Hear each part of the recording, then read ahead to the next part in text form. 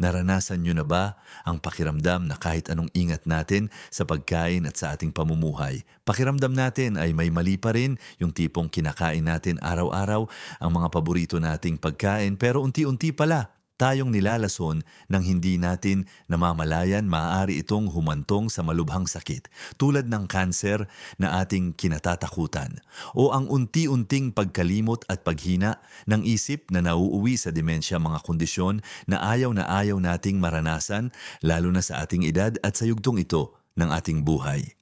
Sino ba naman sa atin ang hindi nagtitipid o nagsasalo ng natirang ulam para kinabukasan? Normal na gawain ito sa halos lahat ng pamilyang Pilipino dahil nasanay na tayong mag-init ulit ng pagkain dahil practical ito at nakakatulong sa budget. Pero ang problema, hindi natin alam na ang simpleng pag-init ulit ng ating pagkain ay maaaring maging sanhi ng pagbuo ng nakalalasong sangkap na nakakasama sa ating katawan, lalo na sa ating utak at mga selula. Ang mga sangkap na ito, sa paglipas ng panahon, ay maaaring unti-unting magdulot ng pinsala at magpataas ng ating panganib sa malubhang karamdaman. Kaya naman, sa video na ito, tatalakayin natin ang 5 karaniwang pagkain na, ayon sa mga babala ng mga doktor at eksperto sa kalusugan, ay nagiging nakakalason kapag paulit-ulit na iniinit. Malalaman nyo kung bakit delikado ang mga ito. At higit sa lahat, kung paano nating maiiwasan ang mga panganib na ito para mapanatili ang ating kalusugan at katinuan ng pag-iisip niya. Manatili hanggang sa huling bahagi ng video dahil may matutuklasan kayong magpapagulat sa inyo. Isang bagay na maaring magpabago ng inyong pananaw sa paghahanda ng pagkain. Simulan natin ang listahan sa isang pagkaing halos hindi nawawala sa ating hapagkainan, lalo na sa mga pamilyang Pilipino. Ang kanin, sino ba naman ang hindi nagtatabi ng bahaw para sa susunod na kainan o para iprito kinabukasan? Ito ay isang nakasanayan na nating lahat. Pero alam nyo ba, ang kanin, lalo na kung naluto na at naiwan sa temperatura ng kwarto ng matagal, ay pugad ng Bacillus cereus, isang uri ng bakterya na kapag hindi napuksa sa sapat na init, ay maglalabas ng toxins na nagiging sanhi ng food poisoning. Maaaring makaranas tayo ng pananakit ng tiyan, pagsusuka o pagtatay, na kung hindi man seryoso agad ay nakakapagpahina sa ating katawan.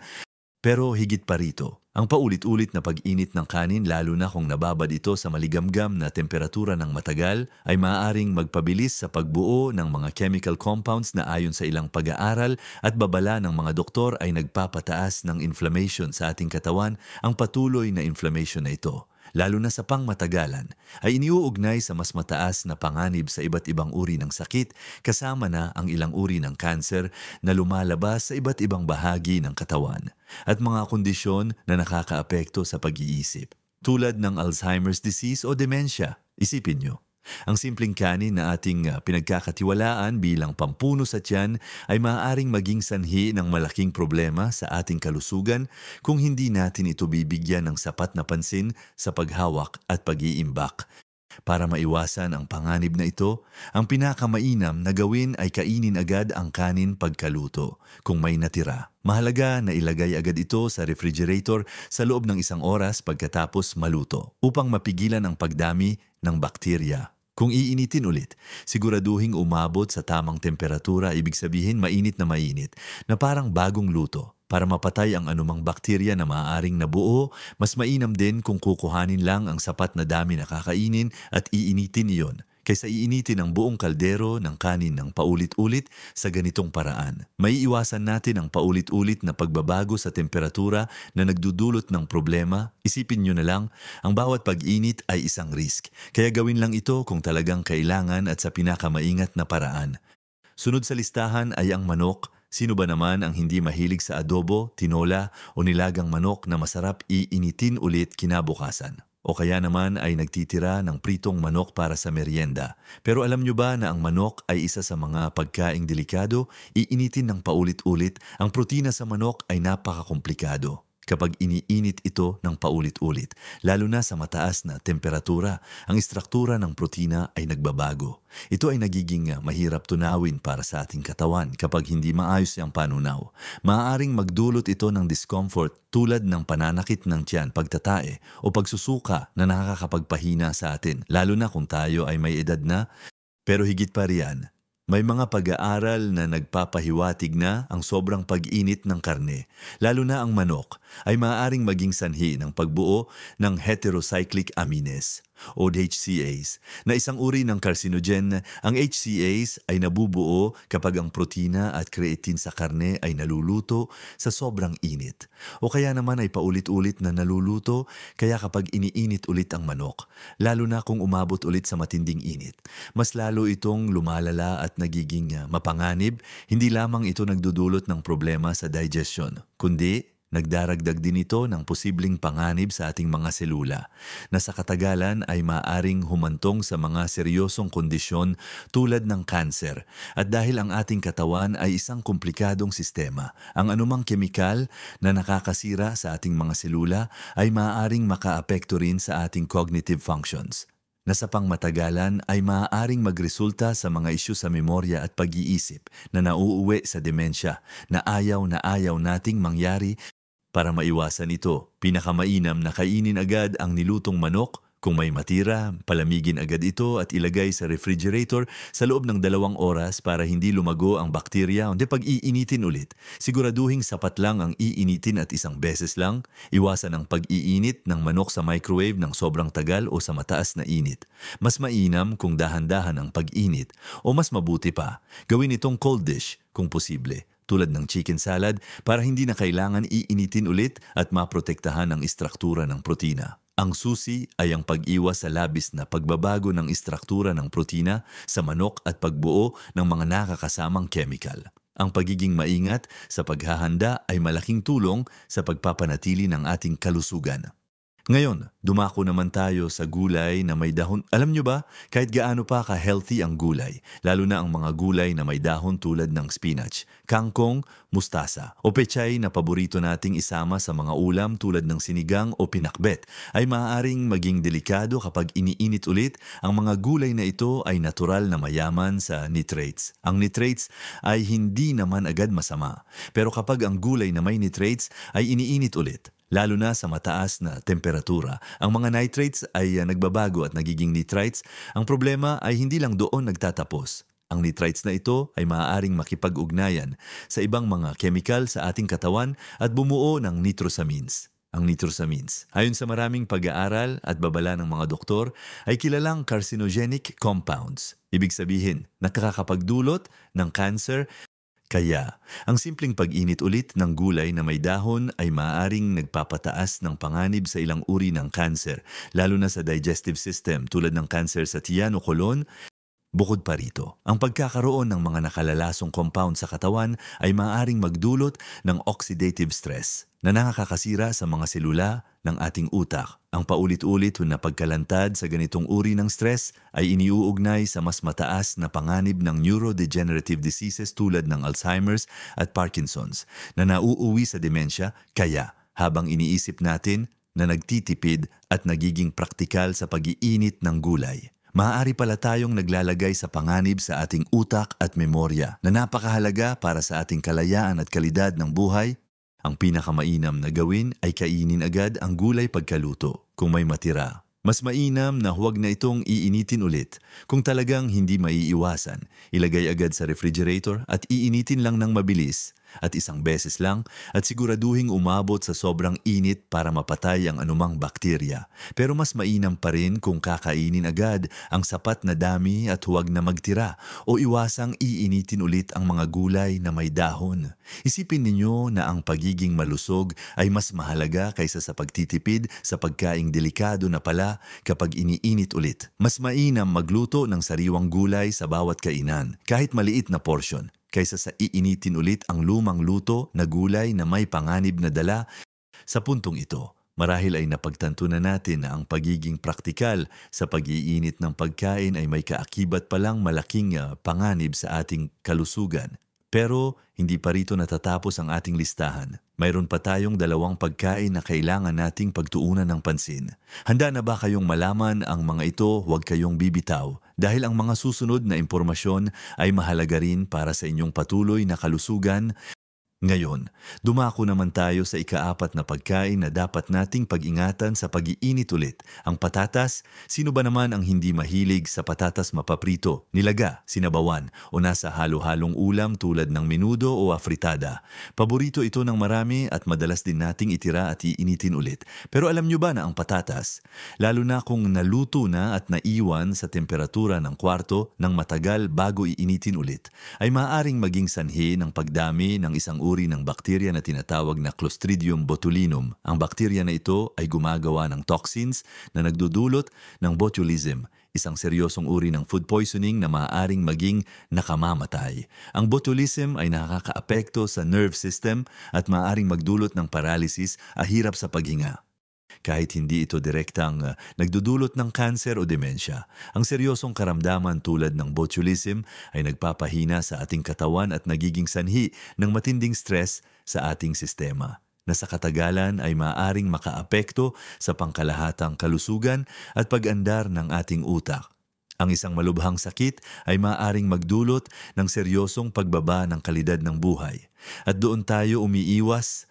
Bukod pa rito, ang patatas, tulad ng gulay na may dahon, ay naglalaman din ng nitrates at tulad ng nabanggit ko kanina, ang nitrates ay maaaring magbago at maging nitrites. At sa huli ay nitrosamines kapag iniinit ulit, lalo na kung ang patatas ay inihanda ng may karne o taba. Bagamat hindi kasing taas ng gulay, may posibilidad pa ring makabuo ng mga compound na ito. Ang patuloy na pagkalantad sa mga kemikal na nagdudulot ng pinsala sa selula ay isang kadahilanan sa pagtaas ng panganib ng malalang sakit, kasama na ang kanser at mga kondisyon na nakakaapekto sa pag-iisip. Ang kalusugan ng ating katawan at utak ay magkakaugnay. Anumang nakalalasong substansya na pumapasok sa ating sistema, lalo na sa pangmatagalan, ay may kakayahang magdulot ng pinsala sa ating mga nerve cells na siyang nagiging dahilan ng paghina ng memorya at cognitive functions. Yan kaya, ang simpleng tirang patatas ay maaaring may mas malalim palang epekto sa ating pangmatagalang kalusugan. Ang pinakamainam na paraan ay kainin agad ang patatas pagkaluto kung may matira. Agad itong palamigin sa refrigerator at siguraduhin nasa airtight container. Kung iinitin ulit, siguraduhin na mainit ang bawat bahagi ng patatas. Hindi lang sa labas. Mas mainam din kung lalagyan ng kaunting tubig o sabaw para hindi matuyo at masigurong maabot ang sapat na temperatura at mapatay ang anumang posibleng bakterya. Mas maganda kung sa simula pa lang ay lutuin lang ang sapat na dami ng patatas para hindi na kailangan pang magtira at mag-init ulit. Tandaan, ang pag-iwas ay mas mabuti kaysa paggagamot, lalo na kung ang pinag-uusapan ay ang ating kalusugan at kapayapaan ng ating isip. Ang paghahanda ng pagkain sa sapat na dami lamang ay hindi lamang nakakatipid sa pagkain, kundi nagpoprotekta rin sa ating kalusugan. At panghuli sa ating listahan ang itlog, isa rin itong staple sa halos bawat bahay. Madalas nating inihahanda para sa almusal o kaya naman ay bahagi ng iba't ibang ulam tulad ng chop suey o pansit, fried egg, scrambled egg, boiled egg o sa halo-halong ulam. Napakadaling ihanda at masarap. Ngunit, tulad ng manok, ang itlog ay mayaman din sa protina. At kapag iniinit ng paulit-ulit o sa sobrang init, ang protina nito ay maaaring magbago at maging mahirap tunawin. Ang mahirap na panunaw ay maaaring magdulot ng digestive upset at kabilang ang bloating, gas, at pananakit ng tiyan na nakakaabala sa ating pang-araw-araw na gawain. Ang panganib ay mas mataas kung ang itlog ay hindi naluto ng husto sa unang pagkakataon o kung naiwan sa temperatura ng kwarto ng matagal bago iinitin ulit dahil ito ay maaaring maging pugad ng bakterya tulad ng salmonella na nagdudulot ng matinding food poisoning. Bagamat hindi direktang sinasabi na nagdudulot ng kanser o demensya ang pag-init ulit ng itlog. Ang patuloy na pagkakalantad sa mga nabuong toxins o ang stress na idinudulot ng hindi maayos na pagtunaw ng pagkain sa ating katawan ay maaaring makaapekto sa pangkalahatang kalusugan. Ang chronic inflammation sa katawan na dulot ng hindi maayos na digestion o pagkain ng may toxins ay maaaring mag-ambag sa pagbuo ng oxidative stress na nakakasira sa mga selula, kasama na ang mga selula ng utak. Kung ang ating digestive system ay palaging stressed at hindi maayos ang paggana, ang nutrients ay hindi maayos na naabsorb, na maaaring makaapekto sa functions ng ating utak, sa ating enerhiya at sa ating pangkalahatang kagalingan.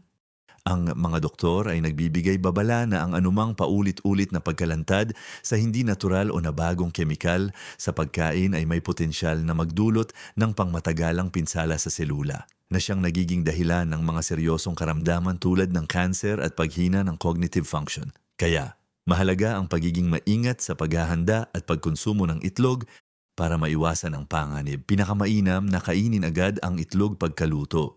Kung may tirang nilagang itlog, mas mainam na kainin ito ng malamig. Halimbawa ay isama sa salad kung talagang kailangan iinitin ulit. Siguraduhin na iinitin lang ang sapat na dami at iisang beses lang. Mas mainam na gamitin ito sa mga cold dishes tulad ng egg salad o sa mga sandwiches, kaysa sa iinitin ulit sa mainit na paraan. Ang pag-iwas sa paulit-ulit na pag-init ng itlog ay isang simpleng hakbang para protektahan ang ating sarili mula sa posibleng digestive issues at ang mas malaking banta sa ating kalusugan na maaaring dulot ng mga nabuong toxins. Ang bawat hakbang na ginagawa natin para sa ating kalusugan ay isang pamumuhunan sa ating kinabukasan. Ngayon na alam na natin ang 5 pagkaing dapat pag-ingatan sa pag-iinit ulit. Marahil ay marami sa inyo ang nagulat at napaisip, pero huwag kayong mag-alala. Hindi pa huli ang lahat para baguhin ang ating mga nakasanayan. Yung sa susunod na bahagi, pag-uusapan natin kung paano natin mas mapoprotektahan ang ating sarili at ang ating pamilya mula sa mga panganib na ito. At mayroon akong ibibigay sa inyo na talagang magpapagulat at makakatulong sa inyo na mamuhay ng mas malusog at mas masaya. Narating na natin ang huling bahagi ng ating makabuluhang pag-uusap. Sana ay marami kayong natutunan ngayon na magagamit ninyo sa inyong pang-araw-araw na buhay. Napag-usapan natin ang 5 karaniwang pagkain ng kanin: manok, gulay na may dahon, patatas, at itlog na kapag paulit-ulit na iniinit ay maaaring magdulot ng mas malaking panganib sa ating kalusugan kaysa sa inaakala natin. Nalaman natin na ang kanin ay maaaring maging pugad ng bakterya at maglabas ng toxins kapag hindi naimbak at iniinit ng maayos, na nagdudulot ng food poisoning at inflammation. Ang manok at itlog naman ay nagbabago ang protina at maaaring maging sanhi ng digestive issues o pagbuo ng harmful compounds tulad ng HCAs kapag sobrang init o paulit-ulit na ininit. At ang gulay na may dahon at patatas, bagamat masustansya at nagbibigay ng bitamina, ay maaaring maglabas ng mga carcinogenic na nitrosamines o maging sanhi ng botulism toxins kung hindi wasto ang paghawak at pag-init ulit. Ang lahat ng ito ay nagpapakita na ang ating pang-araw-araw na gawi ay may direktang epekto sa ating pangmatagalang kalusugan. Ang lahat ng ito ay maaaring nakakabahala sa simula. Tama ba? Ngunit huwag nating hayaan na manaig ang takot. Ang mahalaga ay ngayon, alam na natin ang mga ito, yung kaalaman ay kapangyarihan. Hindi natin kailangan maging perpekto sa isang iglap, pero ang bawat maliit na pagbabago sa ating mga nakasanayan ay malaking hakbang na patungo sa mas malusog at mas mahabang buhay. Hindi natin kailangan itapon ang lahat ng tira. Ang susi ay ang tamang paghawak, pag-iimbak at pag-init. Alalahanin na ang ating kalusugan, lalo na sa ating edad na kailangan natin ang bawat lakas at katinuan, ay ang ating pinakamahalagang kayamanan. Ang pag-aalaga sa ating katawan ay pag-aalaga rin sa ating isip at sa ating kinabukasan upang mas matagal pa nating makasama ang ating mga mahal sa buhay at maranasan ang mga biyaya ng buhay. Kung maaari, lutuin lang ang sapat na dami ng pagkain para isang kainan. Ito ang pinakamainam na paraan. Kung may matira talaga, palamigin agad ito at ilagay sa refrigerator sa loob ng 1 o 2 oras pagkaluto. Napakahalaga nito para mapigilan ang pagdami ng bakterya. I-label ang mga lalagyan para malaman kung kailan niluto at gaano na ito katagal sa refrigerator. At higit sa lahat, iinitin lang ng 1 beses. At siguraduhing mainit na mainit ang bawat bahagi ng pagkain bago kainin. Hindi dapat maligamgam lang. Mas mainam din kung gagamitin ang mga tirang pagkain sa ibang paraan. tulad ng paggawa ng fried rice mula sa bahaw na kanin o chicken salad mula sa tirang manok, kung saan hindi na kailangan iinitin ulit ng husto o mainit. Ang pagiging malikhain sa kusina ay makakatulong din sa ating kalusugan. Ang nakakagulat na matututunan natin ngayon at ang totoong mensahe ng video na ito ay ang katotohanan ang mga simpleng bagay na ating ginagawa araw-araw tulad ng pag-iinit ulit ng pagkain ay may malalim na epekto pala sa ating kalusugan na hindi natin lubos na nauunawaan. Akala natin ay wala lang, pero ang bawat paulit-ulit na init ay nagdadagdag ng panganib. Ang paggising sa katotohanan ito ang siyang dapat magpabago sa ating pananaw at magbigay sa atin ng kapangyarihan. Hindi lang ito tungkol sa pag-iwas sa sakit, kundi sa pagyakap sa isang pamumuhay na mas may kamalayan sa kung ano ang ating inilalagay sa ating katawan. Ang bawat pagpili, gaano man kaliit, ay may kontribusyon sa ating kalusugan at kagalingan. Ang pagbabago ay hindi kailanman huli, at ang bawat araw ay bagong pagkakataon upang gumawa ng mas mabuting desisyon para sa ating sarili at sa ating pamilya. Hindi ito burden, kundi isang regalo sa ating sarili. Isipin nyo, ang simpleng pag-iwas sa paulit-ulit na pag-init ng 5 pagkaing ito ay maaring maging susi para maprotektahan ang ating mga selula mula sa pinsala, mapanatili ang kalinawan ng ating isip, at mabawasan ang panganib sa malalalang sakit tulad ng kanser at demensya. Hindi ba't masarap isipin na sa bawat pagpili ng tama ay nagdaragdag tayo ng taon sa ating buhay na puno ng sigla at kalusugan? Ang mga doktor ay patuloy na nagbibigay babala, hindi para takutin tayo, kundi para bigyan tayo ng kaalaman at kapangyarihan na protektahan ang ating sarili. Sila ang ating gabay at responsibilidad nating pakinggan at isabuhay ang kanilang mga payo para sa ating ikabubuti at ng ating mga mahal sa buhay. Nais kong marinig ang inyong mga saloobin at karanasan. Nagulat din ba kayo sa mga impormasyong ibinahagi ko ngayon? Mayroon ba kayong sariling tip o paraan para maiwasan ang mga panganib na ito na nais ninyong ibahagi sa ating komunidad? Ibahagi ang inyong mga kwento at ideya sa comment section sa ibaba. Ang inyong mga komento ay napakahalaga hindi lamang sa akin, kundi makakatulong din sa ibang manonood na naghahanap din ng paraan para mapabuti ang kanilang kalusugan. Kung nahanap ninyong kapaki-pakinabang ang video na ito, pakiusap, bigyan niyo ito ng like. Malaking tulong po ito sa amin upang mas marami pa kaming maabot at matulungan. At syempre, huwag kalimutang mag-subscribe sa aming channel para hindi kayo mawala sa mga susunod pa naming video na puno ng mga praktikal na payo para sa inyong kalusugan at kapakanan. Sa pag-subscribe ninyo, mas marami pa tayong matutulungan na kapwa natin Pilipino na magkaroon ng mas mahusay na kalidad ng buhay. At sama-sama nating harapin ang pagtanda ng may lakas at saya. Tandaan, maliit man ang pagbabago, malaki ang epekto nito sa ating buhay. Maging masigasig sa pag-aalaga sa sarili at patuloy na mamuhay ng may sigla at kalusugan sa bawat yugto ng inyong buhay. Ingatan niyo po ang inyong sarili at hanggang sa muli,